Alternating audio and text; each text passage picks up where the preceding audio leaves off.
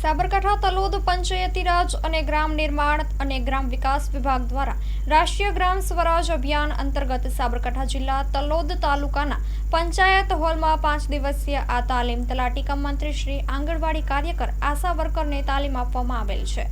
Story report by Dilip Parmar, Talod, Sabarkantha. Patel Ashaben Gurabhai, ગામ ખારોની મુવાડી, તાલુકો તલોદ। હું 5 દિવસથી આ રાષ્ટ્રીય ગ્રામ સ્વરાજ અભિયાન અંતર્ગત કેપેસિટી બિલ્ડિંગ અને ટ્રેનિંગ પ્રોગ્રામમાં IIMની તાલીમ લેવા આવું છું। અહીંયા અમને ગણેશભાઈ સાહેબે ખૂબ જ રીતે સારી રીતે પંચાયતી રાજનું વિશે સમજણ આપી અને 9 સ્કીમો પ્રમાણે સમજણ આપી। પછી અહીંયા બહુ જ ઉપયોગી થાય એવું ગરીબી કેવી રીતે હટાવી શકાય, GDPની સમિતિ રચી અને કઈ રીતે શું કરી શકાય, ગામમાં નવીનતા કઈ રીતે લાવી શકાય, એ બધા વિશે ખૂબ સરસ માહિતી આપી।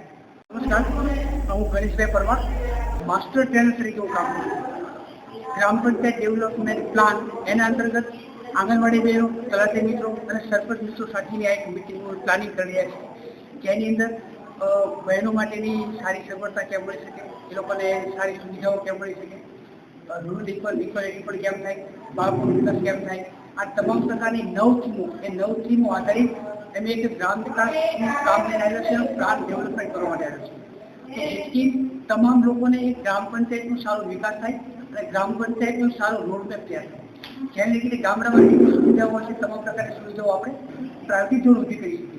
એના માટે ગટરની લાઈન છે, પાણીની લાઈન છે, પર્યાવરણવાળું ગામ છે, હરિયાળું ગામ છે, સ્વચ્છતા ધરાવતું ગામ છે, વિમેન ફેમિલી ગામ છે, બાળકો માટેનું સપોર્ટ કરતું ગામ છે। આ તમામ પ્રકારની સુવિધા ગામડામાં કેવી રીતે ઊભી કરી શકાય, તમામ સમિતિની કેવી રીતે આપણે કાર્યરતતા એ કરી શકીએ, એના માટેની 9 થીમ, એ 9 થીમ આધારિત આપણો ગ્રામ પંચાયત ડેવલપમેન્ટ વિકાસ પ્લાન માટેનો એક પ્લાનિંગ કરી રહ્યા છે।